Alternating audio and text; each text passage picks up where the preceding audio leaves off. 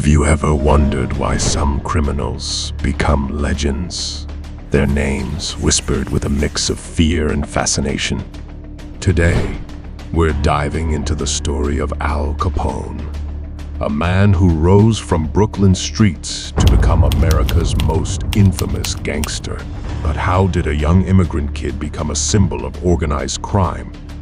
In this video, we'll unravel the rise of Al Capone, exploring the era that fueled his power, the ruthless tactics he employed, and the legacy he left behind.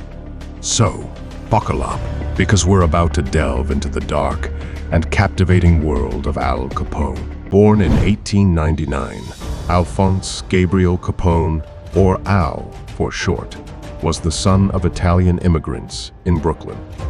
His early life was far from idyllic. Poverty and overcrowding were the norm, and young Al Capone witnessed violence and crime firsthand. He dropped out of school by the 3rd grade and quickly fell in with petty criminals.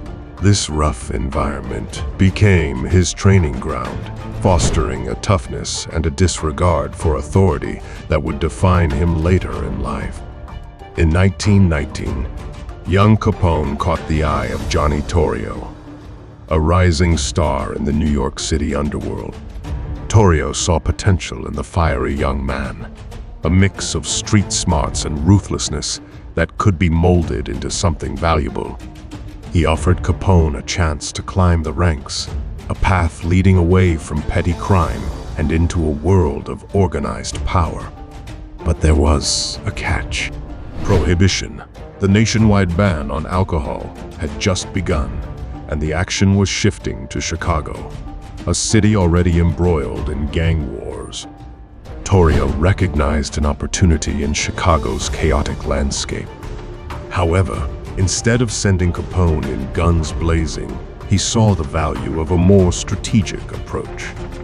He sent Capone west, not to fight them, but to learn their ways. This seemingly small decision would shape the destiny of both men and forever alter the landscape of American crime. In Chicago, Capone thrived. He used his cunning and willingness to get his hands dirty to climb the ranks quickly, becoming Torrio's right-hand man. Together, they built an empire based on bootlegging, illegally importing, producing, and selling alcohol. But Capone wasn't just a muscle-bound enforcer. He possessed a keen business mind, understanding the importance of control and distribution networks. He established a network of speakeasies, bribed police and officials, and ruthlessly eliminated any competition. But Capone wasn't content to be a shadow.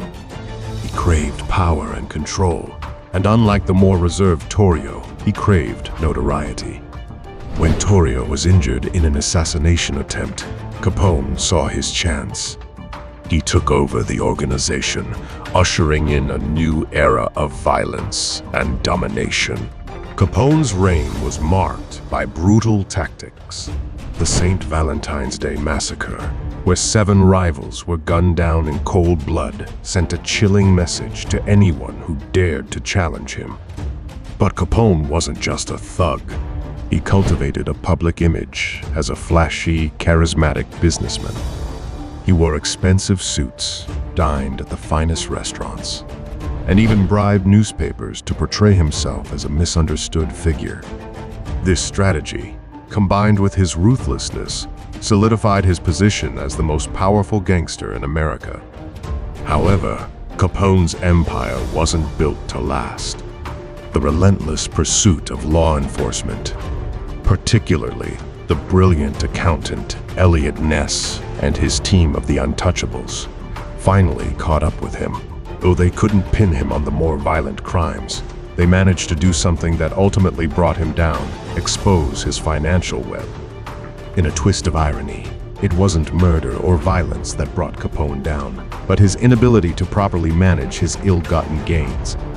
He couldn't explain the massive discrepancies between his lavish lifestyle and his reported income.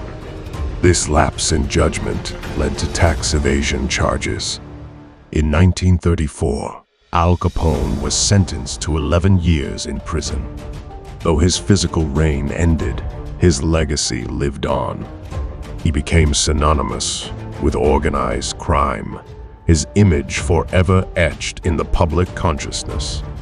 Even today, Al Capone remains a symbol of the dark side of the Roaring Twenties and a reminder of the power of ambition and ruthlessness, unchecked by morality. So, there you have it, the rise and fall of Al Capone, a story as fascinating as it is cautionary. But the story of organized crime doesn't end with Capone. If you want to know about the most mysterious serial killer of all time, then click right. And if you want to know the dark secrets of hotel industry, click left.